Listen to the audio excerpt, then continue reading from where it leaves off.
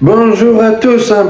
j'espère que ça va bien, c'est lundi matin, c'est sûr, on a attaqué le boulot, mais bon, il fait beau, donc voilà, c'est bien, c'est le lundi au soleil, vous savez, ça me rappelle une musique ça, bref, déjà, première des choses, j'espère que vous allez bien, ça c'est sûr, je voulais vous remercier, je remercie tous les nouveaux abonnés, merci de vos abonnements, merci infiniment et bienvenue dans mon monde, dans le monde de Fab. Tout simplement, si vous n'êtes pas abonné, n'hésitez pas à le faire, et à vous cliquer. Et puis, je remercie énormément pour vos partages, vos likes, vos commentaires. Pour ceux qui sont sur YouTube, merci pour vos boosts, ça me touche énormément. Et puis en même temps, ça permet à la chaîne de prospérer. Après, n'oubliez pas que ce que je propose, ce sont des guidances générales, d'accord? Ne prenez que ce qui résonne en vous, ce qui résonne dans votre cœur, pas simplement parce que ça vous fait plaisir de les entendre. Si vous voulez une guidance qui vous correspond vraiment, envoyez-moi un message sur un de mes réseaux, que ce soit Facebook, TikTok, Instagram, YouTube, ou alors vous m'envoyez un mail à message du tarot et oracle hotmail.com, et là on prend rendez-vous et je vous appelle et en visio, et comme ça pendant 1 heure à peu près, des fois ça peut aller jusqu'à 1h30, ça dépend de pas mal de choses, et puis on voit ensemble celui qui vous tracasse, que ce soit du domaine sentimental, professionnel, financier, voilà, tout simplement.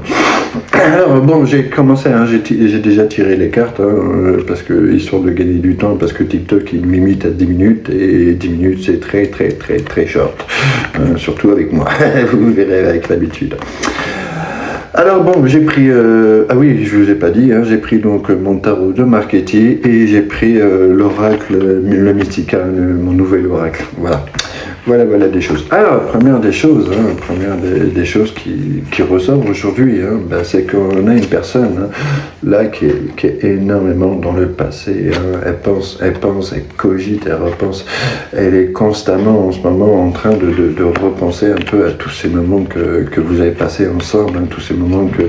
ces bons moments, on va dire, les délires, les crises de fou rire, les voyages, enfin toute cette période que vous avez vécue tous les deux. Là en ce moment c'est vraiment une période intense par rapport à ça, intense au souvenir, intense à la bonne période, c'est la nostalgie forcément qui ressort par rapport à ça. Et puis là, cette personne, elle a très très très peur de perdre son autre, elle a très très peur, elle est en mode stress total par rapport à ça, peut-être qu'il n'y a plus de nouvelles, peut-être qu'on est en mode silence, vous vous adaptez en fonction de votre situation, mais en tout cas on a très peur de perdre son autre. Et puis il y a aussi peut-être aussi le fait qu'en ce moment on est en train de vivre aussi une période assez compliquée financièrement, donc du coup les choses, c'est entre le manque de l'autre, la peur de perdre l'autre, les souvenirs, plus les soucis, on va dire, d'ordre financier, c'est très compliqué à vivre, c'est très compliqué à gérer. Mais bon, on a quand même une bonne nouvelle, c'est qu'on va arriver dans une période d'abondance, de prospérité, donc déjà le problème, on va dire, financier et compagnie, ça va pouvoir s'arranger, donc il n'y a pas de souci. Et puis le mode sentimental aussi, il va s'améliorer. On va rentrer vraiment dans une période de chance. On exite un peu la guille, on va dire, comme on l'appelle chez moi, par Nice, parce que même si j'habite à Agde, je suis niçois d'origine, c'est au Niçalte, mais on va arriver dans une période d'abondance, mais que pour ça aussi, il va peut-être falloir aussi penser à sortir un peu de sa zone de confort, et puis sortir de cette période d'inactivité à rien faire, on va dire, sentimentalement parlant, puisque c'est une guidance sentimentale que je fais régulièrement. Il va falloir sortir un peu de tout ça, de sa zone de confort, et puis de cette période d'inactivité. Mais pourquoi donc? Là, pour l'instant, par rapport vous et votre autre, tout simplement, là on est dans une période, on va dire, chacun il reste un peu ancré sur ses positions. Il y a peut-être aussi de la jalousie par rapport à votre vie, en tout cas à la vie de l'autre. Il y en a un qui est en train d'évoluer de son côté, qui est en train de progresser et tout, et puis l'autre elle est en train de stagner, et puis elle est en train de voir son autre qui est lui ou elle, attention, adapté en fonction de vos situations. C'est qu'il n'y a pas de sexe avec moi, enfin pas de sexe, j'en sais s'est compris, quoi. Quand je dis il ou elle, hein, des fois c'est une histoire de simplicité, mais vous adaptez en fonction de vos goûts personnels. En tout cas, voilà, on reste ancré sur ses positions. On a fait déjà pas mal d'efforts, hein, on a fait pas mal de choses pour progresser, pour avancer, pour évoluer. Et puis l'autre, elle est là en train de regarder, et puis elle se dit, mince alors, hein, je suis parti, ou peu importe. Et puis lui, il est en train d'évoluer, il a une belle vie, il a des amis, il a les finances qui sont en train de se faire, le boulot et tout. Et puis moi, au final, j'ai pas bougé. J'en suis toujours au même point. Oui, voilà, c'est ça le souci. On est trop peut-être ancré sur ses positions, trop ancré dans la jalousie, et que du coup, ça empêche cette évolution. Mais pourquoi? Déjà, il y a peut-être une des deux personnes qui est plus en mode, sentimentalement en tout cas, qui est en mode papillonnage, qui est en mode flirt, qui vit des petites relations comme ça, comme ci, comme ça, comme je dis gentiment à chaque fois, on est en mode casse-croûte, mais il n'y a rien de sérieux, rien d'officiel qui se fait. Bon, ça sera sûrement de vidéos, rien d'officiel qui se fait, et que voilà, forcément, à papillonner c'est bien, on s'amuse, on s'éclate et tout, mais concrètement, on fait rien. Et puis de l'autre en face, du coup, quoi, on est tombé sur un manque de confiance, on est aussi sur le mode jalousie, pas au fait du papillonnage, mais par rapport au fait que l'autre, elle va voir ailleurs, elle est dans d'autres bras, et puis on est en train de regarder un petit peu sur les réseaux, comment ça va, on surveille et tout, et puis plus on surveille, plus on voit, et plus cette jalousie, elle augmente, elle est là, et puis et plus on a peur également, on a peur de perdre vraiment cette personne. Alors là, du coup, voilà, on se dit, on a très bien compris que voilà, on a fait pas mal d'efforts, on a fait pas mal de choses depuis pas mal de temps, mais que là, il va peut-être falloir se lancer, c'est sur le plus grand combat, on va dire, de ce couple, de cet avenir sentimental entre vous, et que voilà, il va peut-être falloir faire les choses, il va peut-être falloir se lancer. C'est bien, on s'est reposé, on a pris du bon temps, mais officiellement on n'a rien fait, et on arrive à son plus grand combat. Quand il n'y en a plus, il y en a encore, et ce grand combat qui arrive, c'est peut-être affronter l'autre. Alors bon, on a quand même une bonne nouvelle, on a un message qui arrive, donc forcément on va essayer de prendre des nouvelles, ce fameux message qui va permettre aussi de prendre la température, pour savoir comment l'autre va, comment il évolue, puis pour savoir où c'est qu'on en est par rapport à l'autre, qu'est-ce qu'elle en est par rapport à nous, est-ce qu'il y a de la colère, est-ce qu'il y a de la rage, ou est-ce qu'il y a encore de l'amour, est-ce qu'il y a une possibilité d'arranger les choses, parce qu'on y pense énormément, c'est le souvenir, tout simplement, parce que voilà, on a décidé aussi peut-être de passer sur une étape de fidélité, de loyauté, parce qu'au final, même s'il y en a une qui est en train de papillonner, l'autre, elle est restée fidèle, elle est restée loyale envers son autre, elle est restée honnête, elle est restée ce qu'elle était, elle a écouté son cœur, et qu'elle est restée fidèle à son cœur. C'est une personne, en tout cas, qui est très fidèle et très loyale envers son autre, même si, pour l'instant, même si officiellement, il n'y a pas de couple, même si l'autre en face, elle est en mode papillonnage, flirt, petite occasion comme ça, un petit passe-temps, un petit casse-croûte. Alors oui, forcément, du coup, il y a une personne qui a évolué, elle a fait des acquis, ça soit des acquis de bien, je sais, tout simplement, on s'est acheté des télés, on s'est acheté des micros, on a un bel appart, on a le boulot, on a un peu tout, et puis en même temps, on est passé aussi un peu en mode égoïste, mais surtout égoïste sentimentalement parlant, en fait. Donc du coup, on a du mal à s'ouvrir, on a du mal à réouvrir son cœur, on a du mal à redonner de l'amour. Mais par la force des choses, on s'aperçoit que même si on a réussi sur tout ça professionnellement et dans la vie de tous les jours, il y a un manque, il manque quelque chose. Et qu'est-ce qui manque officiellement? Il manque l'amour, et que forcément aussi, comme on refuse d'ouvrir la porte de son cœur, comme on refuse de donner la clé de son cœur, comme on dit gentiment, comme il le montre là bien, tout simplement, on ne profite pas assez de la vie, donc il va falloir essayer peut-être de faire un juste milieu, de trouver entre trop donner son cœur et pas du tout le donner, et qu'il va falloir trouver le juste milieu et pouvoir rétablir cette relation de confiance, on va dire, qu'il y a entre vous deux, et que essayer de refaire confiance un petit peu à ce qu'est l'amour. Hein. C'est quelque chose qui est direct, qui est froid, mais voilà. Allez, on arrive à la deuxième partie.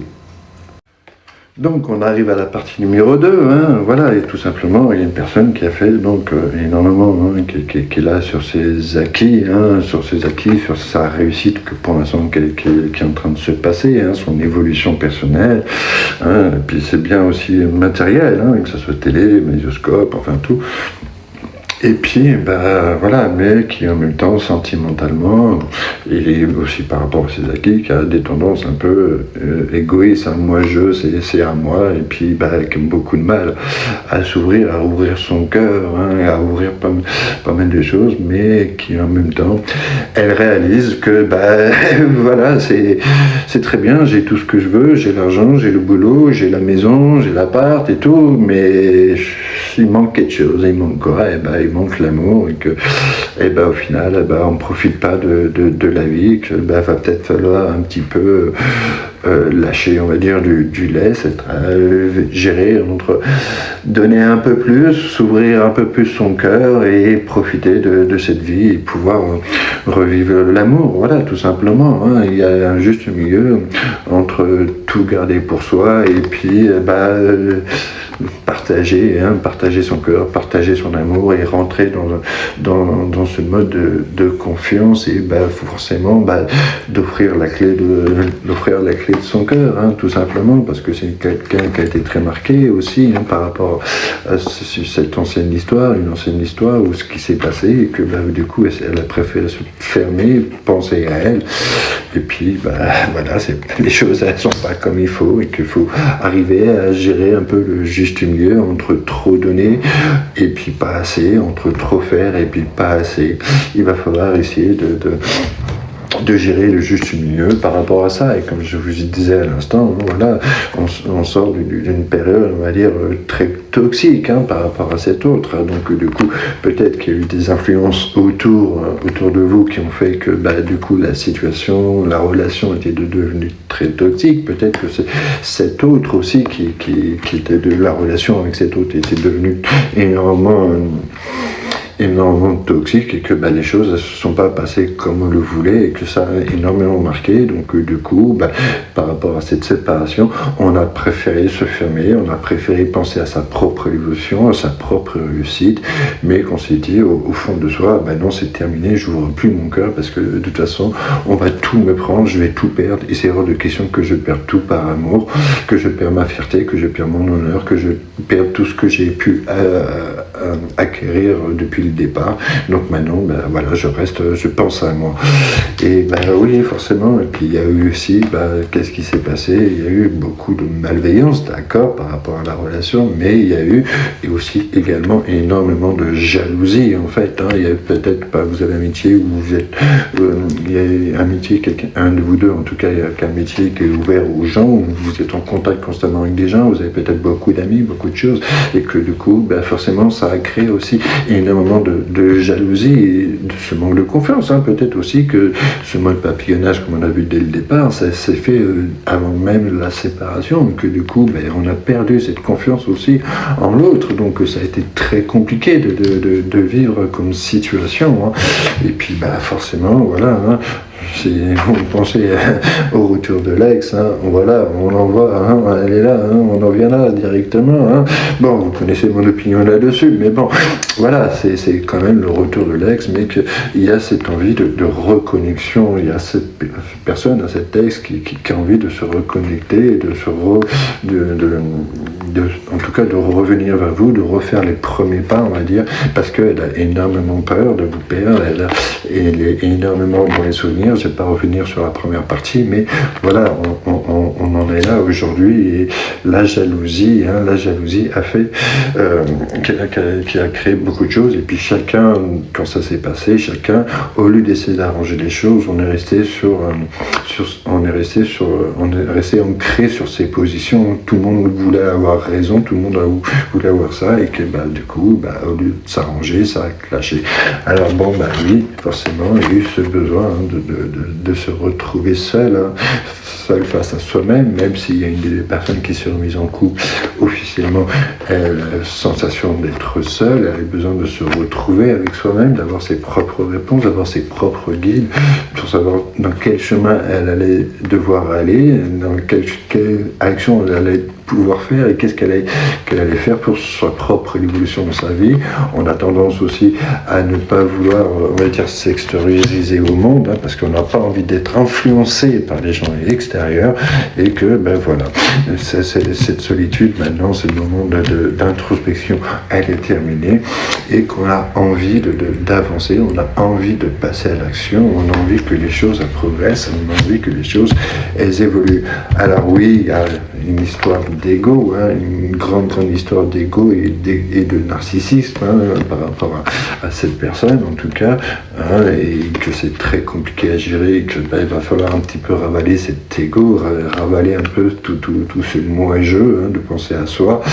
c'est très compliqué à gérer. C'est peut-être pour ça aussi que pour l'instant on est resté campé sur ses positions, qu'on a du mal à revenir vers l'autre et à envoyer ce message, et que les choses se sont passées comme ça. Peut-être que du coup quand on disait les choses, l'autre, au lieu de prendre les choses bien, elle a pris en mode très très très fort, elle a pris en mode vraiment en mode colère.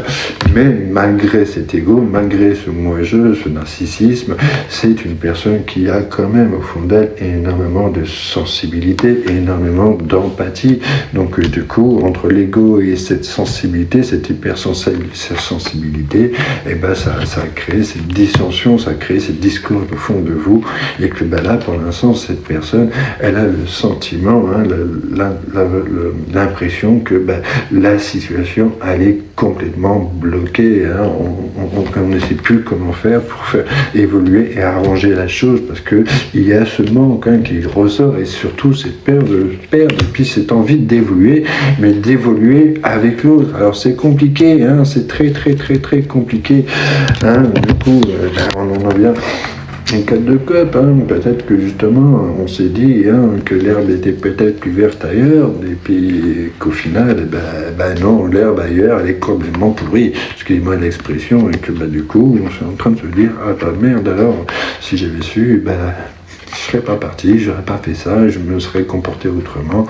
On a envie de revenir un peu sur cette décision, on a envie de revenir sur ces choix, on a envie de revenir tout simplement parce qu'on s'aperçoit que la vie qu'on mène aujourd'hui, c'est pas la vie qu'on avait envie de mener. On est très mécontent, très triste de la vie au final qu'on mène aujourd'hui. On est parti dans l'espoir de vivre autre chose de bien, en pensant qu'on allait vivre mieux et qu'on allait réussir, et puis au final, c'est clash total, on a tout part en cacahuète et rien n'est comme on veut, et que on s'aperçoit que au final on était bien là-bas, on était bien avec cette personne-là. Et on réalise aussi également la deuxième des choses, on réalise que cette réussite, cette évolution, tout simplement, ce succès qu'on veut dans la vie, je ne parle pas d'un succès vis-à-vis des gens, mais vis-à-vis de votre vie en tout cas, cette personne, elle a compris que c'était avec vous, c'était avec son autre qu'elle devait le vivre, c'était avec son autre qu'elle pouvait le vivre. Et puis du coup, ça crée quoi quand on a réalisé ça, quand on comprend ça, quand on a compris ça, cette personne en tout cas, vu que maintenant elle a compris qu'elle est beaucoup dans la nostalgie, qu'elle a peur de vous perdre, on est rentré dans quoi? On est rentré dans une période de tristesse, d'émotions intenses, on va dire, mais triste, pas dans le bon côté des choses. C'est très très très dur et très compliqué à gérer. Alors on a voulu vivre, on est parti parce qu'on a voulu, on a papillonné parce qu'on a pensé être plus heureux ailleurs, et puis au final on récolte quoi? On récolte uniquement de la tristesse. Alors peut-être que dès le départ on a cru tout simplement, on a fait croire que il n'y avait pas de sentiment, c'était ce qu'on appelle le truc à la mode en ce moment, la friend zone. On est plus que potes, mais moi on n'est pas amant, je t'aime pas, j'ai pas de sentiments, j'ai pas d'amour, et puis c'est pas avec toi que je veux vivre. Alors c'est pour ça qu'on agit comme ça, en mode papillonnage, en mode je m'échappe, je viens, je pars, je reviens, je repars. Et c'est pour ça qu'on a joué depuis le départ, hein, le mode fuis-moi je te fuis, suis-moi je te fuis. Et voilà, on récolte un peu ce que l'on a semé, et voilà, forcément, c'est pour ça que du coup, maintenant qu'on a réalisé tout ça, on n'a qu'une envie, c'est essayer de revenir vers son autre, mais d'abord il faut ravaler son ego, ravaler sa fierté, arrêter avec cette jalousie qui détruit tout, et faire son culpa et faire ses aveux d'amour, tout simplement. Voilà. Allez, bisous, prenez soin de